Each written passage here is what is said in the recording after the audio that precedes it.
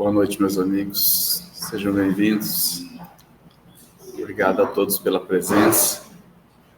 É sempre uma alegria, uma responsabilidade desse trabalho, mas é sempre uma alegria termos essa oportunidade de compartilhar um pouquinho daquilo que a gente estudou, daquilo que refletimos, entendemos. E como nada é por acaso, tanto a leitura da Rose, que a Rose escolheu hoje, como a prece do Marcos, venham ao encontro do que nós vamos tratar aqui nesse estudo de hoje. Porque muito se é comentado no meio espírita de que somos todos fadados à perfeição, né? E isso é muito bom, não é? Saber que um dia seremos perfeitos. Olha que beleza. Esse é o nosso destino. Assim, recomendou-nos, né, o mestre. Deixa eu passar aqui. Sede, pois, vós outros perfeitos, como perfeito é o vosso Pai Celestial, está lá relatado em Mateus, né, capítulo 5. E é claro que não podemos aqui tomar ao pé da letra essa recomendação, né, considerando uma perfeição absoluta, porque nos tornarmos perfeitos iguais a Deus é inadmissível, não é? Devemos, então, entender essa fala de Jesus como uma perfeição relativa. Ou seja, uma perfeição da qual a humanidade está suscetível e que mais se aproxima da divindade. Então, com base nisso, nós temos uma meta a ser atingida, né? Sabemos que temos muito trabalho pela frente, mas já sabemos qual é o nosso destino final. Só não podemos imaginar que esse destino final, ao chegarmos à perfeição, será como uma aposentadoria. Afinal, temos muito trabalho até chegar lá. Mas não vai ser uma aposentadoria quando chegarmos lá, né? Agora eu sou perfeito, vou... O que costumamos fazer quando a gente pensa na aposentadoria aqui enquanto encarnados?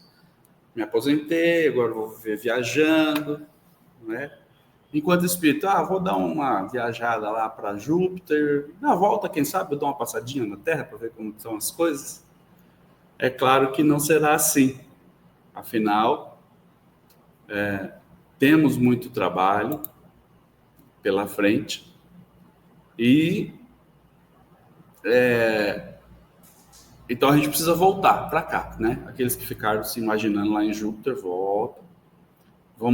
A gente tem muito trabalho pela frente, então esse é a oportunidade, vamos trabalhar.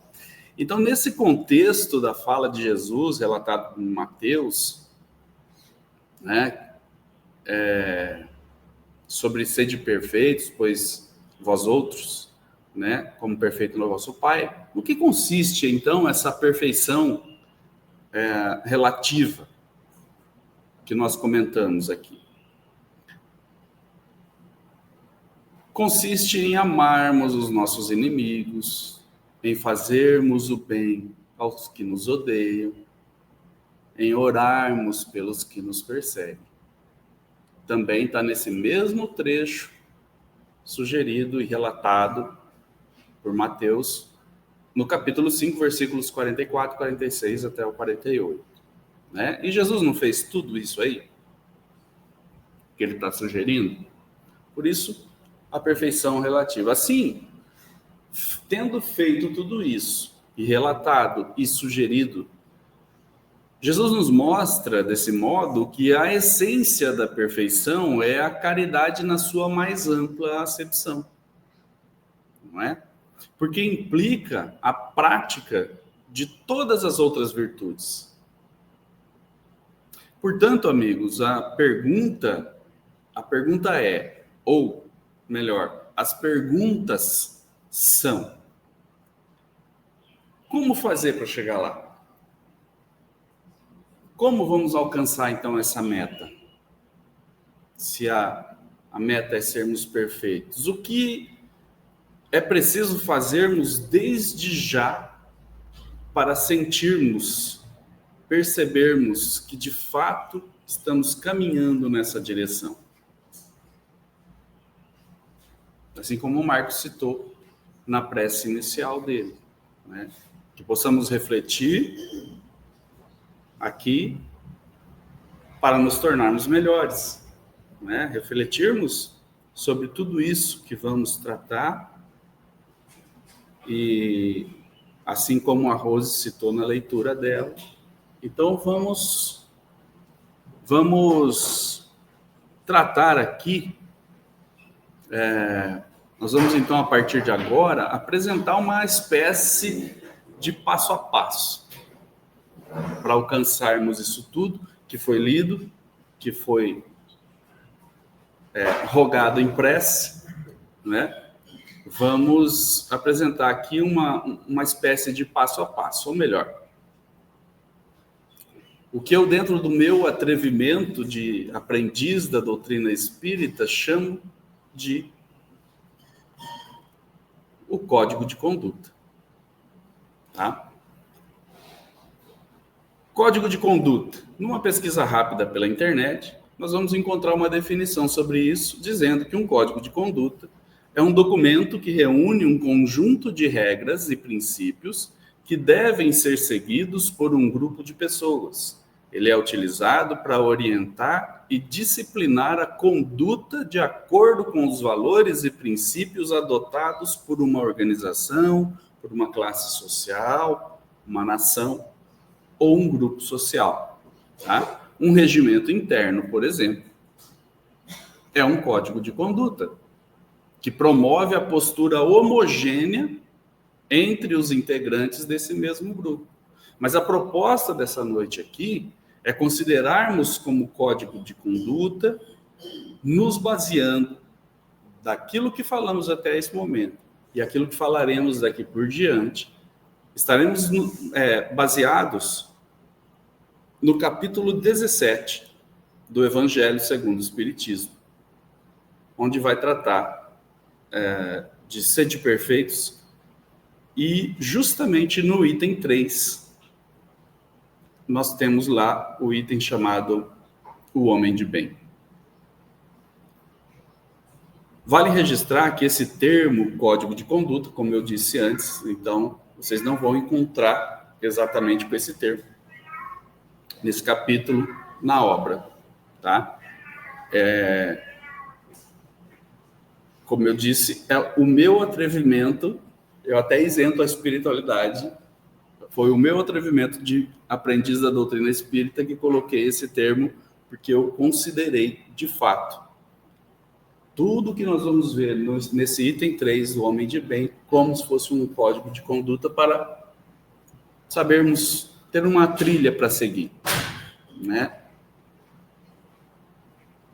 Então, não é a doutrina espírita falando, dizendo isso, mas não somente a nossa particular interpretação do que Kardec mais sabiamente, obviamente, intitulou o homem de bem, do qual Kardec vai nos dizer que o verdadeiro homem de bem é o que cumpre a lei de justiça, de amor e de caridade na sua maior pureza.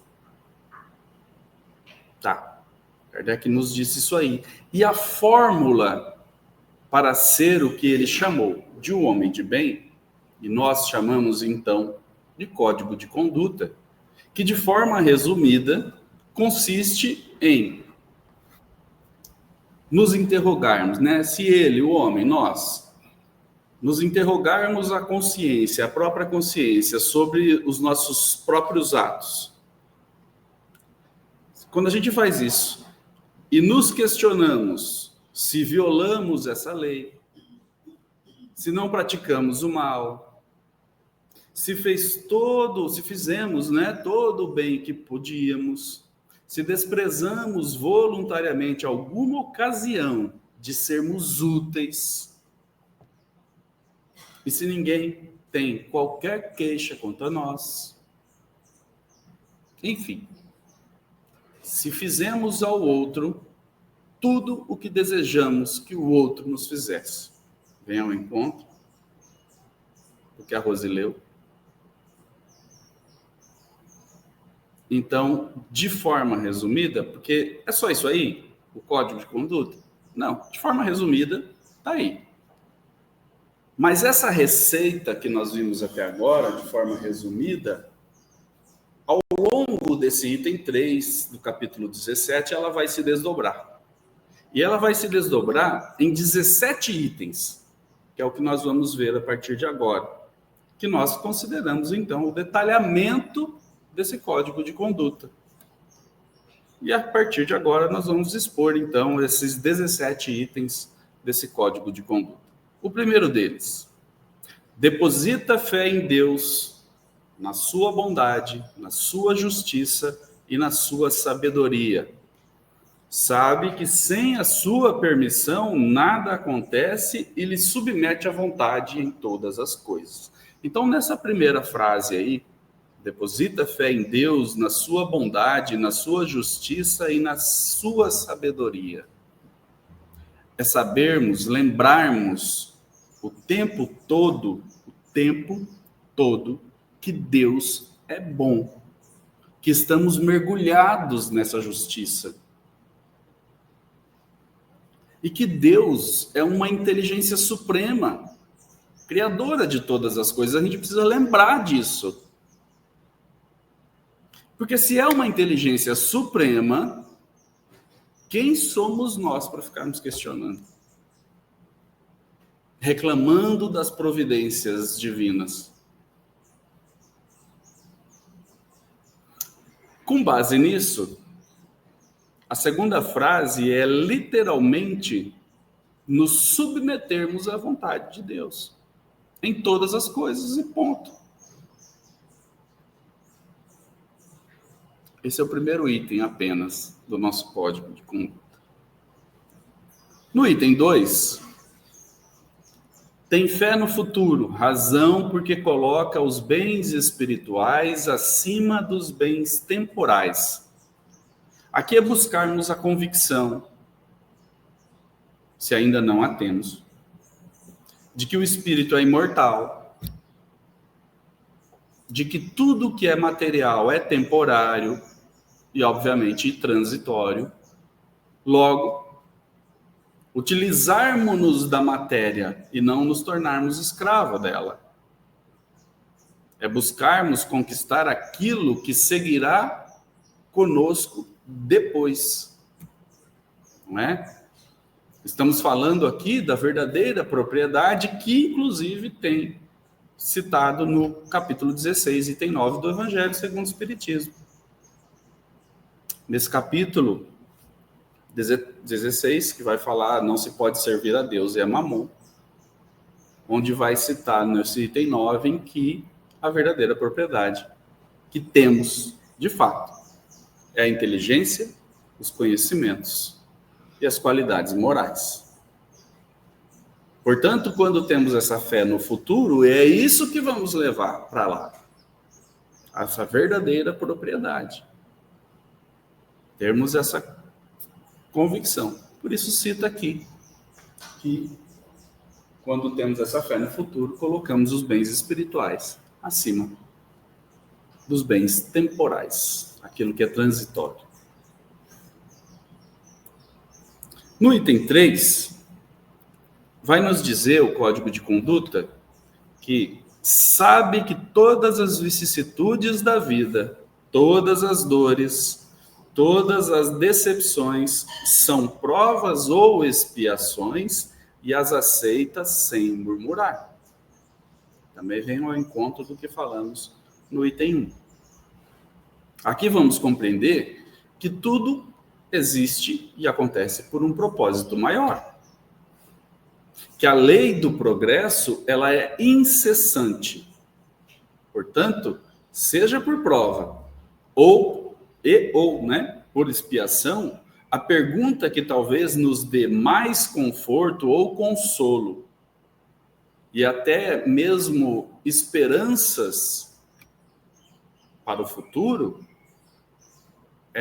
diante das vicissitudes e das dificuldades, nos perguntarmos para que estou passando por determinada situação e não o porquê estou passando. Porque normalmente quando nos perguntamos o porquê, nós olhamos para o passado. Quando eu pergunto para quê, eu olho para frente. Eu olho o motivo e olho para frente. A meta para ser alcançada. É o para quê. Assim, amigos, nós podemos notar que nesses 3 primeiros itens que tratamos aqui nesse código, tratamos do eu, da relação eu com Deus e sua justiça. Nesses 3 primeiros itens. A partir do 4º item, esse código de conduta vai nos conduzir na relação eu com o próximo. Vamos iniciar, então, um passeio nessa relação, dentro desse código de conduta. O item 4 diz: possuído do sentimento de caridade, de amor ao próximo, faz o bem pelo bem, sem esperar paga alguma. Retribui o mal com o bem. Toma a defesa do fraco contra o forte. E sacrifica sempre seus interesses à justiça. Fazer o bem sem esperar reconhecimento ou agradecimento. Sem esperar paga alguma. Fazer o bem porque gosta de fazer o bem.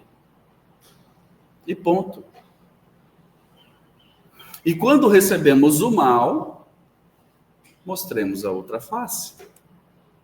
Como também já foi dito aqui.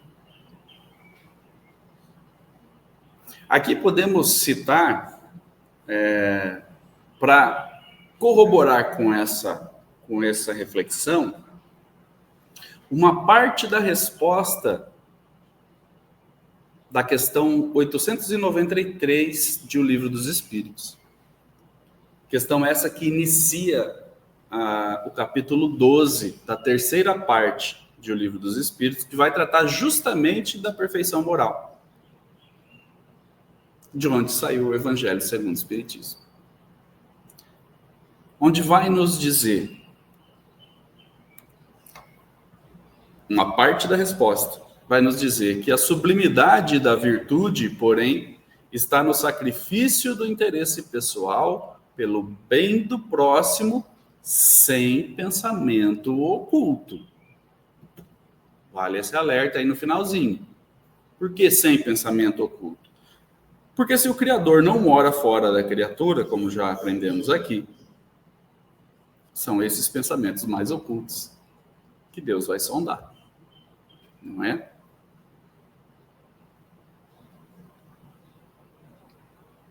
No item 5, encontra satisfação nos benefícios que espalha, nos serviços que presta, no fazer ditosos os outros, nas lágrimas que enxuga, nas consolações que prodigaliza aos aflitos.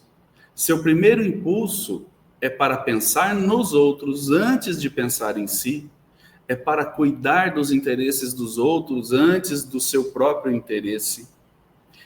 E vem o alerta: o egoísta, ao contrário, calcula os proventos e as perdas decorrentes de toda a ação generosa. Eu posso imaginar que aqui, muitos de vocês, muitos de nós, já experimentaram a sensação que é, após realizarmos uma dessas ações, uma dessas situações dessa primeira frase, quando fazemos o bem. É uma sensação indescritível. Quando fazemos sem esperar paga alguma. É uma sensação onde o coração se conforta de uma maneira espetacular.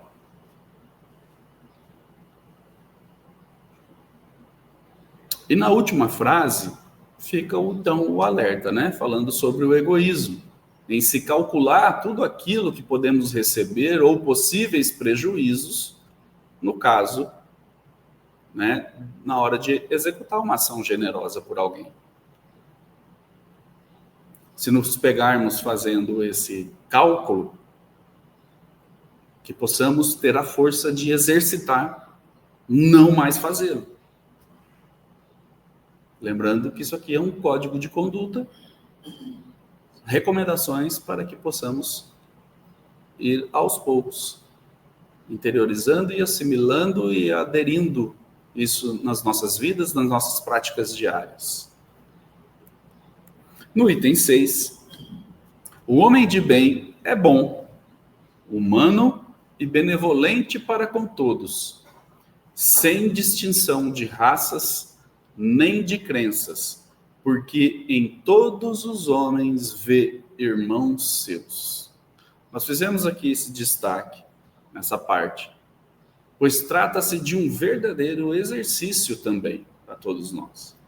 Olharmos para todas as pessoas, todas, especialmente aquelas mais difíceis de se lidar, como irmãos de jornada. Por isso destacamos essa frase, para lembrarmos que todos são irmãos de jornada. Então, aqueles que nos tiram facilmente a paciência, aqueles que são rudes conosco, enfim, lançarmos esse olhar benevolente, indulgente sobre essas pessoas também. São irmãos nossos. Por isso falamos que é um exercício. Se ainda não conseguimos, não vai ser da noite para o dia, mas é um exercício. E em que momento, normalmente, esses exercícios ocorrem? Quando aquele que nos tira a paciência está de novo tentando tirar a nossa paciência. Quando aquele que normalmente é rude conosco está de novo ali sendo grosso ou grossa com a gente. É nesse momento lançar esse olhar, é um irmão nosso de jornada. Tem as suas dificuldades, tem as suas questões para serem vencidas também, assim como nós mesmos.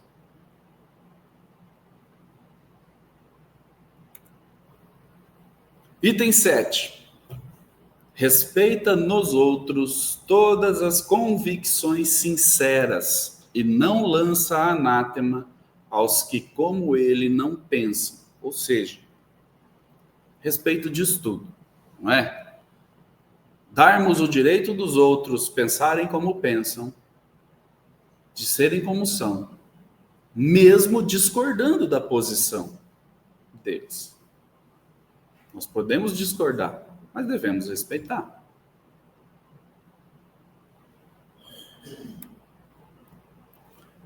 Item 8. Em todas as circunstâncias, toma por guia a caridade, tendo como certo que aquele que prejudica a outrem com palavras malévolas, que fere com o seu orgulho e o seu desprezo a suscetibilidade de alguém, que não recua à ideia de causar um sofrimento, uma contrariedade, ainda que ligeira, quando a pode evitar, falta ao dever de amar o próximo e não merece clemência do Senhor. Está no item 8. Também vem ao encontro da leitura que a Rose fez. Aqui destacamos essa parte, toma por guia a caridade, porque já sabemos de qual caridade ele está tratando aqui, né? Não está falando da caridade material. A caridade material, de fato, é um dever. Mas a caridade moral, né? A benevolência, da indulgência, do perdão das ofensas. O restante do item 8 vem como um alerta sobre o que não fazer. Precisamos lembrar que fazer o outro se sentir mal com a nossa opinião não vai resolver o problema.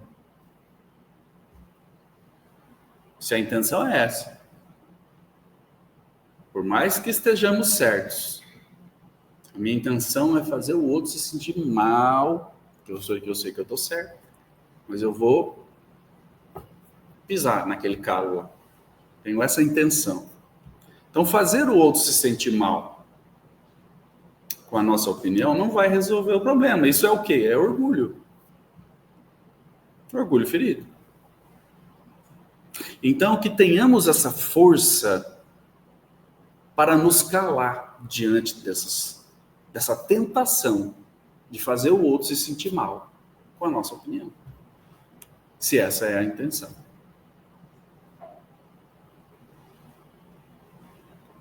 E agora que vamos passar para o item 9, o início do item 9 também vem ao encontro desses alertas aqui. Veja. Não alimenta ódio, nem rancor, nem desejo de vingança. Porque muitas vezes essa intenção de fazer o outro se sentir mal com a nossa opinião é por um desejo de vingança. Porque em algum momento o contrário talvez tenha acontecido.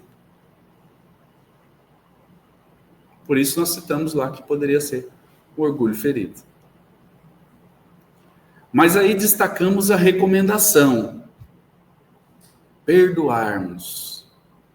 A exemplo de Jesus, perdoa e esquece as ofensas, e só dos benefícios se lembra, por saber que perdoado lhe será, conforme houver perdoado.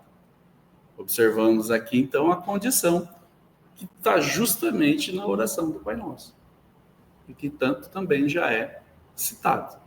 Seremos perdoados na medida em que perdoarmos.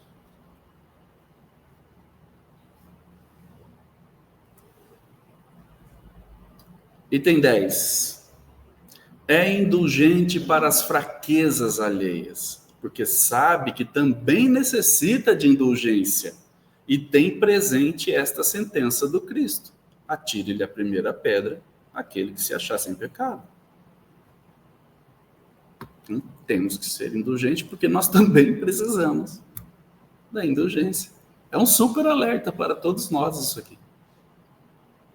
Não é mesmo? Ao estarmos observando as fraquezas dos nossos irmãos, lembrarmos que também somos imperfeitos. Temos que lembrar. E assim, não julgaremos. Se a gente lembrar disso, a gente não julga.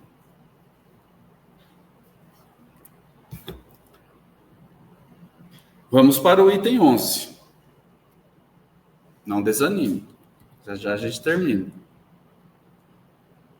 Nunca se compraz em rebuscar os defeitos alheios, nem ainda em evidenciá-los. Se a isso se vê obrigado, procura sempre o bem que possa atenuar o mal. Parece que falar mal dos outros é um assunto para toda hora, de modo geral. E aí gera mais assunto, que gera mais assunto, e assim vai, né? A recomendação aqui é que, se realmente tivermos que observar o defeito alheio, ao invés de evidenciá-lo, que possamos fazer o exercício de pensar em como seria possível atenuar aquele defeito, ajudá-lo a se livrar daquela situação ou daquele defeito.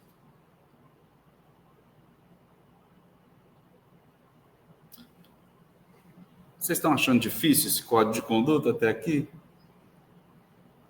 Então, uma notícia para dar. Vai piorar. Mas é piorar para melhorar.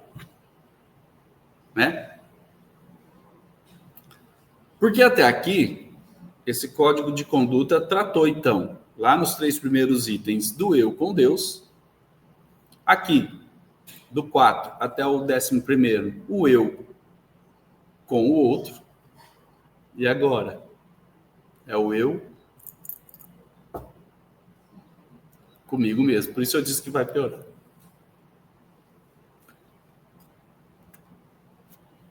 Item 12. Estuda suas próprias imperfeições e trabalha incessantemente em combatê-las. Incessantemente.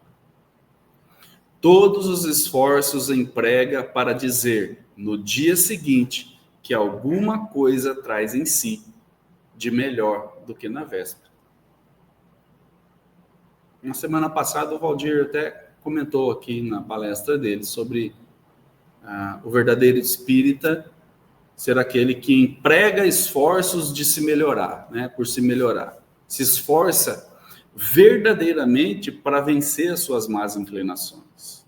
É o que está pedindo aqui, nesse item 12. Olharmos as nossas dificuldades, as nossas más inclinações, as nossas imperfeições, e empregar esforços. E como comentamos lá naquele início, se uma das virtudes é paciência, e é naquele momento em que alguém estiver tentando tirar a paciência, é nesse momento que eu vou exercitar isso aí. É nesse momento em que eu vou empregar esforços.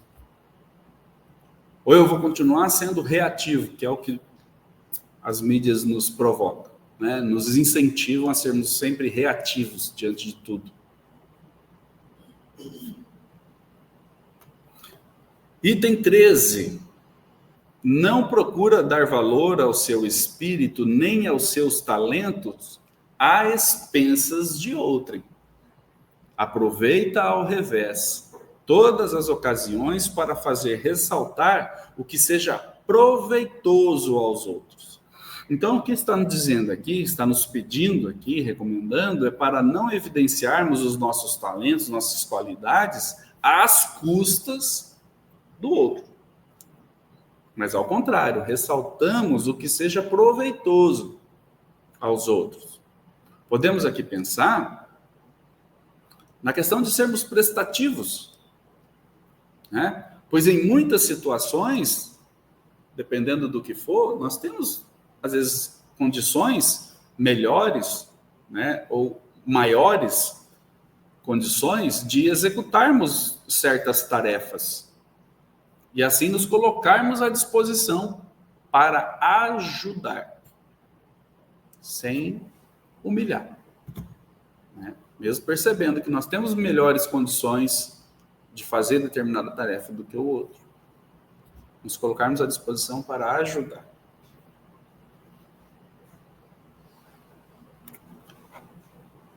Décimo quarto. Não se envaidece da sua riqueza, nem de suas vantagens pessoais, por saber que tudo que lhe foi dado pode ser-lhe tirado. Vaidade, né? Aqui podemos analisar como, citamos aqui a questão das redes sociais, porque por vezes elas nos instigam a essa vaidade, de ostentarmos possíveis vantagens que temos, e o que é pior, muitas vezes, no fundo, a intenção é justamente provocar inveja em quem vai ver. Se essa for a intenção, vejam como seria um contrassenso, pois sabemos que a inveja lançada sobre nós nos provoca situações, resultados não satisfatórios, certo? Quando entramos nessa sintonia. Então, se a causa é a vaidade, de fato, que é também um vício moral, uma má inclinação, temos de nos esforçarmos para vencer isso em nós e cumprirmos esse item 14 do nosso código de conduta. Não nos envaidecermos da nossa riqueza. Muito bem. Estamos cansados já desse código de conduta? Está pesado esse código de conduta? Está acabando, né? Ufa, já está no 14. 15º. Usa, mas não abusa dos bens que lhe são concedidos. Sabe que é um depósito de que terá de prestar contas e que o mais prejudicial emprego que lhe pode dar é o de aplicá-lo à satisfação de suas paixões. Aqui podemos refletir sobre sermos gratos por aquilo que temos. Pois muitas vezes já temos mais do que necessitamos. Muitas vezes. E vejam a recomendação. O maior prejuízo contra nós mesmos é um alerta, na verdade, né? É colocarmos esses bens que temos a satisfação das nossas próprias paixões. Porque aqui volta as questões da transitoriedade das questões. Nos entregamos tanto aquilo que é transitório, que deixamos o que é perene para depois. Muito bem, estamos quase lá. Vamos ao 16º. Se a ordem social colocou sob o seu mando outros homens, trata-os com bondade e benevolência, porque são seus iguais perante Deus. Vamos lembrar lá do outro que falou, somos todos irmãos. Usa da sua autoridade para lhes levantar o moral e não para esmagar com seu orgulho. Evita tudo quanto lhes possa tornar mais penosa a posição subalterna em que se encontram. Então, esse item 16, ele vem nos apresentar duas situações, né? E nessa primeira aí, esse primeiro trecho, quando estamos em posição de comando, agirmos com benevolência, orientando, auxiliando os nossos irmãos. Não deixarmos tal posição de comando, como diz o linguajar popular, subir a cabeça, né? Fazendo do orgulho humilharmos, com o orgulho ou através do orgulho, humilharmos os nossos subalternos, os nossos subordinados. E a segunda situação, o subordinado, de sua parte, compreende os deveres da posição que ocupa e se empenha em cumpri-los conscienciosamente. É quando estamos, então, na situação de subordinado mesmo. Para cumprirmos com o nosso dever de maneira consciente, de maneira sincera. Temos o nosso dever e vamos cumpri-lo. Não é? Então, esse item 16, para lembrarmos disso quando estivermos nas duas situações, quando estivermos comandando e sendo comandados. É importante sabermos nos posicionar nas duas situações. Eita, chegamos ao 17º. Finalmente, o homem de bem respeita todos os direitos que aos seus semelhantes dão as leis da natureza, como quer que sejam respeitados os seus. Respeitar a todos como são, naquilo que acreditam, como gostaríamos de ser respeitados. Então, queridos amigos, após a exposição desses itens que compõem o que nós chamamos de código de conduta, esses 17 itens aí, e que Kardec chamou o homem de bem. Kardec, ao final desses itens, ele vai nos dizer o seguinte: não ficam assim enumeradas todas as qualidades que distinguem o homem de bem, mas aquele que se esforce por possuir as que acabamos de mencionar. No caminho se acha que a todas as demais conduz. Então, não é uma regra absoluta. É só isso aí e ponto. Mas se cumprimos algumas dessas, quando estávamos fazendo essa construção dessa reflexão em cima desse item do Evangelho, fiquei imaginando assim, nossa, se eu conseguir um desses itens, já vai ser um avanço, não é? Então, está aí o código de conduta, ou o homem de bem, de forma resumida, obviamente. Deposita fé em Deus, tem fé no futuro, aceita a condição de provas e expiações sem murmurar, faz o bem pelo bem, sem esperar nada em troca, encontra satisfação no bem que espalha, Vê todos os homens como irmãos, respeita as convicções dos outros, toma por guia a caridade, perdoa as ofensas, é indulgente para as fraquezas alheias, não se satisfaz em destacar os defeitos alheios, estuda e combate suas más inclinações, não valoriza os próprios talentos à custa de outrem, não se envaidece da sua riqueza, não abusa dos bens que lhe são concedidos, trata os subordinados com bondade e cumpre seu dever, respeita todos os direitos, como deseja que respeitem os seus. Lembramos aqui, então, que para a nossa atual condição evolutiva, é difícil absorvermos e praticarmos a totalidade desse código, né? Mas como bem cita Kardec, na conclusão dele, precisamos empregar esforços.